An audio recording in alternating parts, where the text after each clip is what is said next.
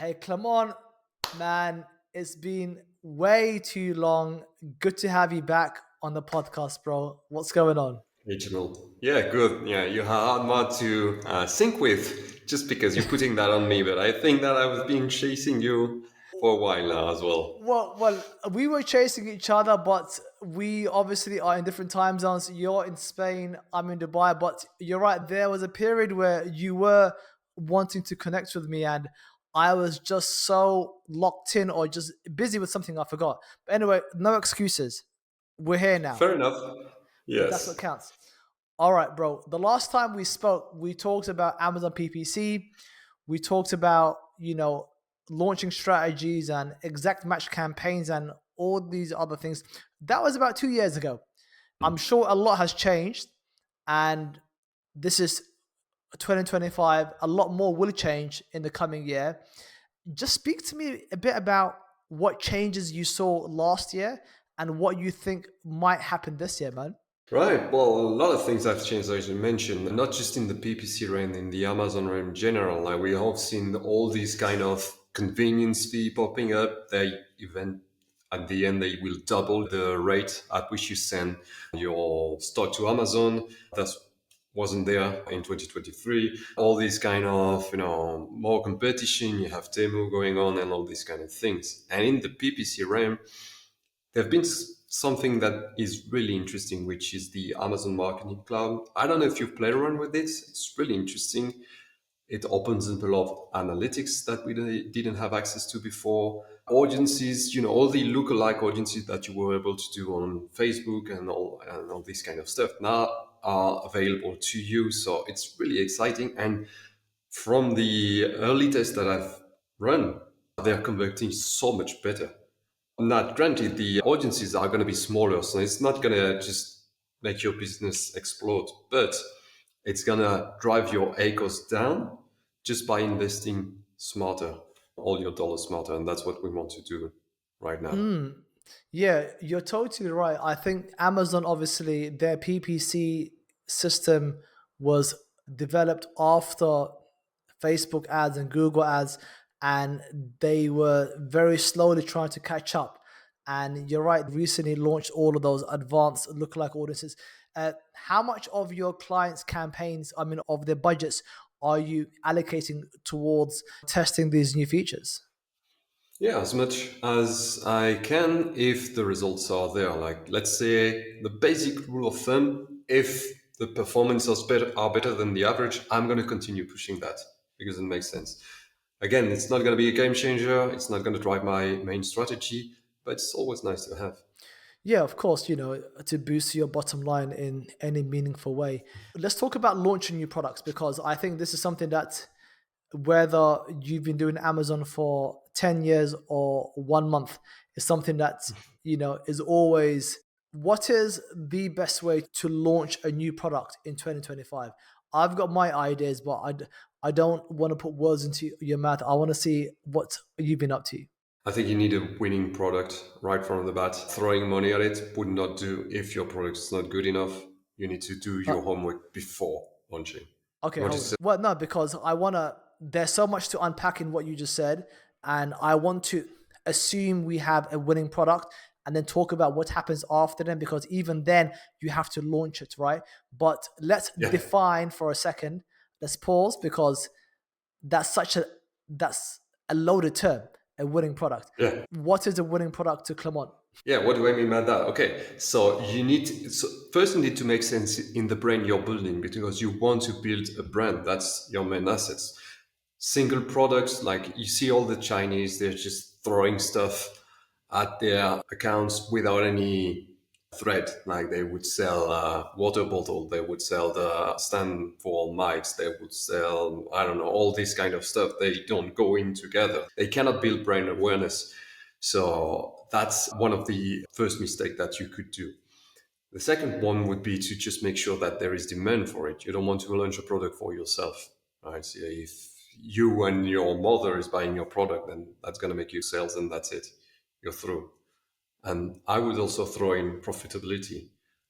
You want to make sure that you have enough margin left to be able to afford those clicks that are getting more expensive every week. And the last thing would be competition. You want to enter a market with a certain level of competition because that's healthy, but you don't want the market to be dominated by very well established products that have thousands of reviews, very deep pockets, and the power of that brand that we just described at the beginning. Are you seeing that your clients who don't have, say, a winning product that meets the criteria you just explained, that they have no hope, or it's just extremely harder and more expensive to rank and launch? Yeah, I mean, as you said, you could make things work by throwing money at it, but is that really the wisest decision?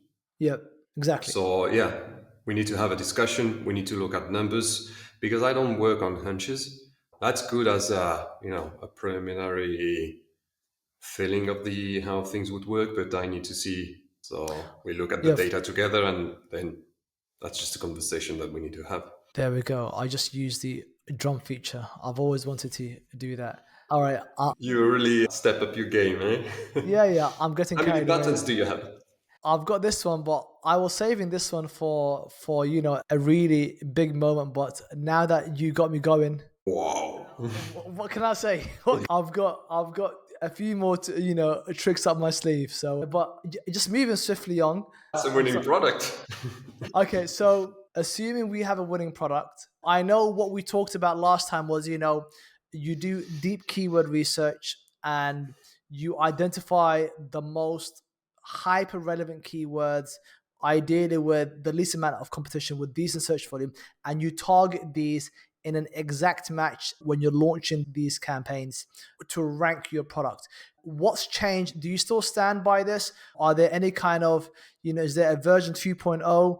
Speak to me Yeah, or a bit about this. yeah, because you did your market research prior to launching your product, so you still have that data. Now you want to refresh it because from the idea to the execution, it can be some months. So you want to have fresh data potentially. If there is a seasonality that you would have detected, then you want to update those search terms, those volumes. But yeah, I would segment my launch into different phases, going from targets that I think I would be able to rank on the fastest, because you want to gain some organic sales, because you want those profitable sales as early as possible to continue fueling your launch. So Yeah. divide that in phases.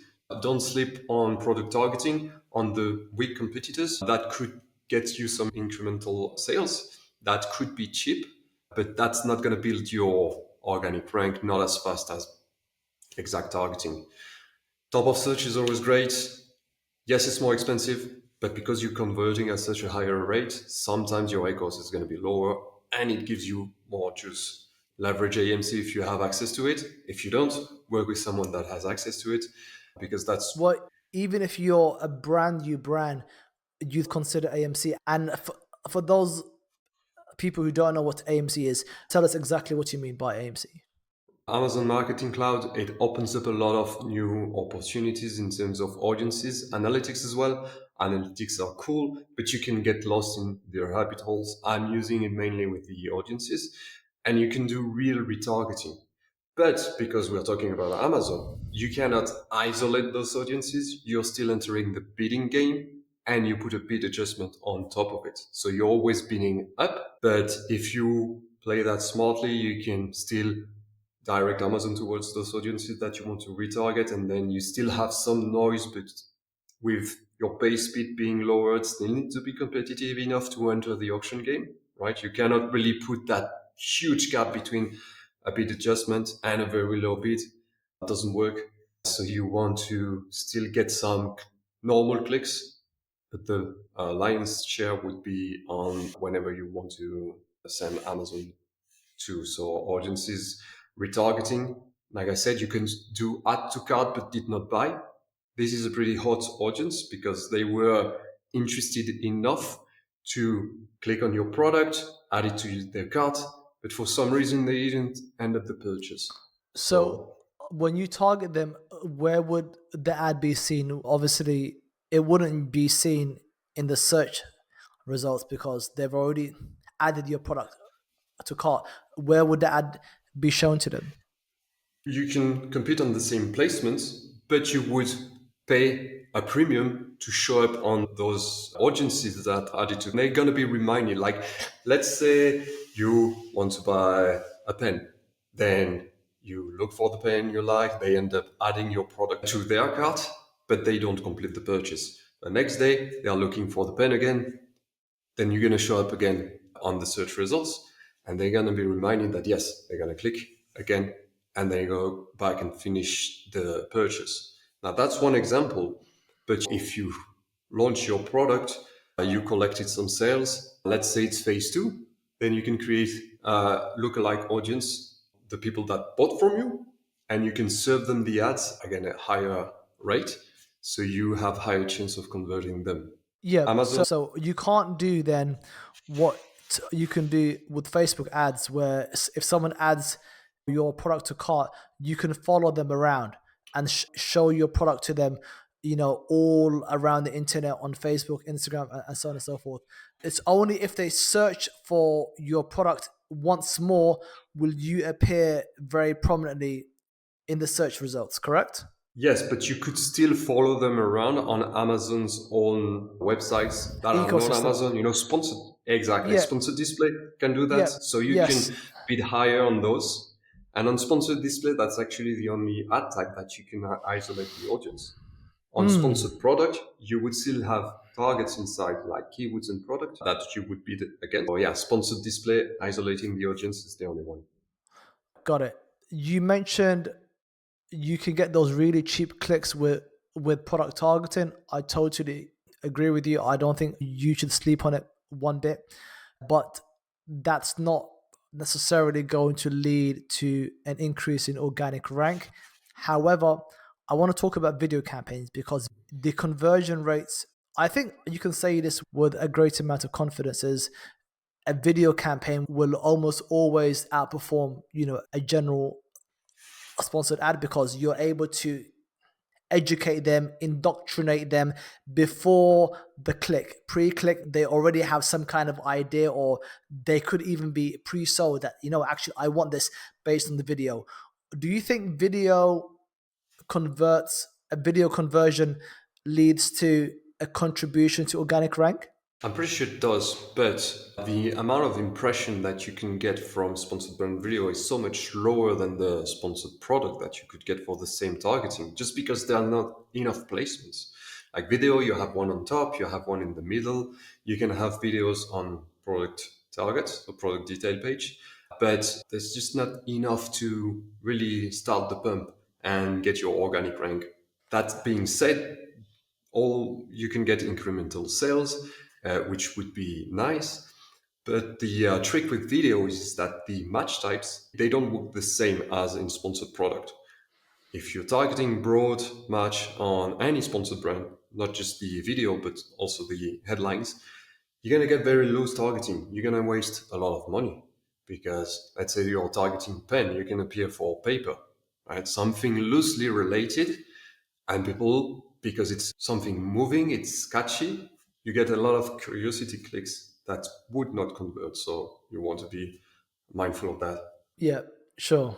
And I've seen that because I don't recommend an exact match with keyword. It doesn't make sense. I think you should throw in maybe five or six of your best keywords and make them phrase match at the very least, to kind of capture some variation of your target keywords, because there's a lot that you can do with the video that you can't do from just your hero image and your title. And one thing that I've been doing, and I went really deep on this because Amazon gives you the number of people who've watched the first 25%, and Right. 50%. So I've been testing, because we do this a lot with our Facebook ads, where we test different hooks and we test, a different marketing angles, and we've been able to take those same learnings and apply them to Amazon. But with Amazon, the tests, the results, there isn't a one-to-one translation in my experience, where, if something works on Facebook and the hook rate and the click-through rate are really good, it doesn't necessarily mean with Amazon is going to be exactly the same. And I found that interesting. But we went really deep in testing different videos, seeing, oh, this one, they watched at least 50% of the video. And well, when they do that, they actually are much more likely to convert. So how can we optimize for the watch through as much as possible and things like that? That's very interesting. So, in your experience, a higher watch through would lead to a higher conversion. That is, I want to say yes, but I know it's a very simplistic way to look at it, because there are always going to be many variables, always. And so I don't want to overcomplicate this, but I think if you have strong messaging, so in fact, I'm gonna I'm gonna make a bold statement. Wait for it. Press some buttons, yeah. I think the first layer, the first principle that you want to go for is you want to go for high converting messaging and just general engagement. So you want to make sure you're tackling those pain points and those benefits. You're using benefit driven language. You're not talking about the features. You're really going hard on, this is the pain point. This is how we can solve your problem. Like, if you can get that across while at the same time being engaging with animation and all the other snazzy stuff to keep them engaged, and they can actually go through the video or most, because the limit is 45 seconds. No one watches Mm, the whole 45 seconds. They either click on the link way before that or they never click on it. But if you can get them to mm. watch, I actually recommend a 30-second video, because I think more than 30 seconds is a waste of time anyway. Right, Go you on. you don't want to put the most interesting thing at the end of the video because nobody would, or a very small portion would watch that. Yeah, just start banging on, not just your logo animation and all that, no, just write down applications. Yeah. 100%. And the creatives that you use with Facebook ads and Instagram ads is you need a strong hook, because the whole point of those types of ads is to interrupt. They are on these platforms to hang out, to socialize, watch cat videos, whatever. So you want to try Yeah. and capture their attention, and they have no intent to buy your product. So you have to go really, really hard. So with Amazon, you don't have to do that. They I have the agree, yeah. intent. So you can't just use those same videos exactly the same. So I think you still need some kind of hook, but you can go straight to the benefit, because you're not trying to stop them in their tracks the same way you are with Facebook ads. But the general thing I found is, if you can take an ad that works well on cold traffic on Facebook and Instagram and modify it slightly and repurpose it for Amazon, dude, you can spend $1,000 a day on that, and it will get you a really good, amazing click through rate, increase your conversion rate. Obviously, what happens post click, that's another conversation altogether. Yeah, that's an interesting thing. So, an interesting workflow. You would then first test your ads on all the Meta ecosystem just to find some winners and then tweak them to match the Amazon's ecosystem needs. And then you can really kickstart your sponsored brand video campaigns. I like that. 100%. And we even go a bit deeper, because, as you mentioned, there are different video placements. There's the top, there's the middle. And so, what I sometimes do for some keywords is I target the same keyword at totally different bids, and I use a different video. So, they'll see the first video, they might not click on it. They'll scroll down a bit, they'll see the middle one, and then they'll see us again in a different angle, or I mean a different kind of messaging angle in the bottom. And I can't speak to whether or not this is a really, and this is a game changing strategy, but I know the principle works on social media, where, and also on Amazon, where you show up at top of search in a sponsored ad, and then organically, and then somewhere else in rest of search. You take up more real estate, and you're much Mhm. more likely to kind of get that click and convert. But with video, they're not seeing the same hero image, they're seeing different stuff, so you have more things to offer them. Yeah, being able to adjust the creatives is really something interesting. And now there's something new also that we didn't talk about, the conversion path. will tell you exactly what happened in the customer journey, whether they saw a sponsored brand video, because they might see it and it might influence whether or not they click on your sponsored product ad or on your organic rank. So we can track that, which is pretty cool. I love that. I know we are out of time, but I'm going to do what we did last time. Do you remember what we did? I don't. I don't remember. I gave you an option of two things, and you just told me which one you like more. Without having to explain anything, I Yeah, just just say, choose option okay, obviously, I'll start with an easy one. You're French, but you've been living in Spain for a long time. Spain or France? Spain. I gave you the same one last time. Tea or coffee? Let's see if it's Coffee. still the same. Coffee, amazing. Reading or writing? Reading. I know writing is good and I should do more, but I'm more of a reading than writing type of person. Wonderful. Stay up late or wake up early? Wake up early. No, wake up early. I protect my sleep. And anyone that Okay. says you'll sleep when you're dead is just not, it's wrong. You know what? I've learned that the hard way, where you can be awake, but you're actually living through life in a daze.